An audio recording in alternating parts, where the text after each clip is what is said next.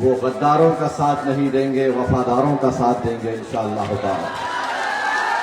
और मुझे यकीन है कि यहाँ से मजलिस इत्तेहादुल मुस्लिमीन की कामयाबी होगी, क्योंकि आपने ही अपने वोटों से यहाँ से मजलिस को कामयाब किया था।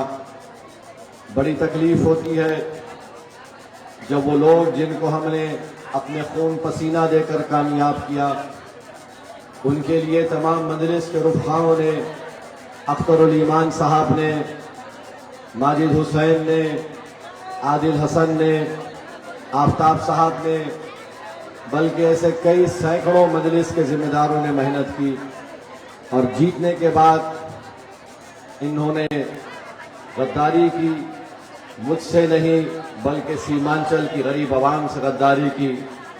और 4 हमारे विधायक को राजद के लोगों ने, उन्होंने ज़मीर अपना बेचा और इन्होंने उसको खरीद लिया।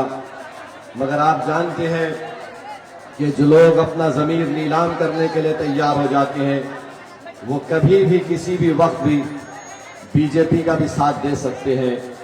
मेरे अजीज दोस्तों और बुजुर्गों, मैं शुक्रगुजार हूं आप लोगों का यहाँ पर इतनी बड़ी तादाद में आपको यहाँ पर देखकर। यकीनन इससे हमारे हौसले बढ़ते हैं और हमको यकीन होता है कि जिन्होंने अपने ज़मीर की, तो कभी राजद के साथ तो कभी बीजेपी के साथ, अब नहीं मालूम नीतीश कुमार कल सुबह उठकर किसके साथ चले जाएंगे।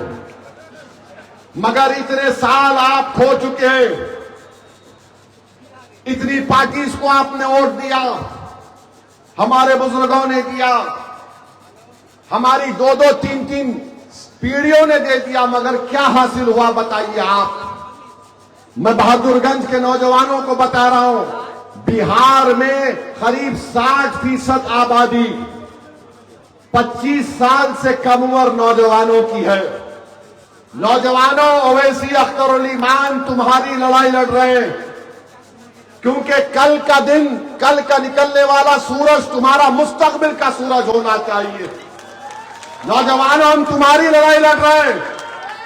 अब हमारी जिंदगी के दिन कितने बाकी है वो हमारा रब जानता है, मगर जितना भी वक्त अल्लाह ने हमको दिया है, हम यही चाहते हैं कि ये 25 साल से कम उम्र के नौजवान लड़के और लड़कियां जो बिहार की आबादी का करीब 60% का हिस्सा है, इनका मुस्तकबिल रोशन हो, ये कुछ हासिल कर सके जिंदगी में।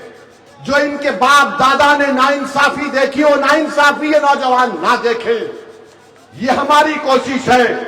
मैं तुम्हारे सामने हाथ फैलाकर कह रहा हूं कि आप हमारा साथ दो। नौजवानों, तुमने बरसों इन लोगों का साथ दिया, तुम मुझ जैसे एक दीवाने का साथ दो। याद रखो, मैं उन लोगों में नहीं हूं जो तुम्हारा भरोसा लूट कर भाग जाऊंगा। तुम मेरा साथ दो, मैं तुम्हारे साथ जिंदगी भर रहूंगा। मैं तुमसे वादा किया और फिर कर रहा हूं, मैं जब तक जिंदा रहूंगा तुम्हारी जबान में तुम्हारी लड़ाई को अपनी लड़ाई समझता था और लड़ता रहूंगा। मैं इस दुनिया से भी जाऊंगा, अगर इस मुल्क में गया तो तुम कभी आना और अपने कंधे पर मेरा जनाजा उठाकर कब्रिस्तान को लेकर जाना, मगर मैं तुम्हारा साथ छोड़ने को तैयार नहीं हूं। हमारी लड़ाई सीमांचल की, ये हमारी लड़ाई है, ये तुम्हारी लड़ाई भी है, इसमें हमारी जिद भी शामिल है।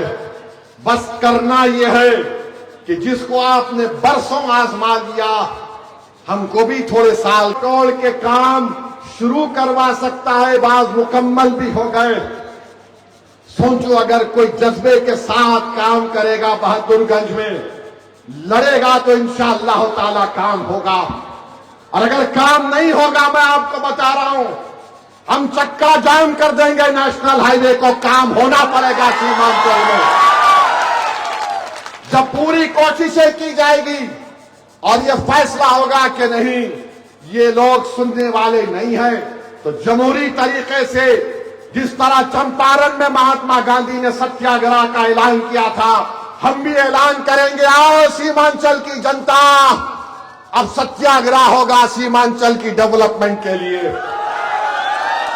तो मेरे अजीज दोस्तों और बुजुर्गों, हमको और 2 जलसों में जाना है।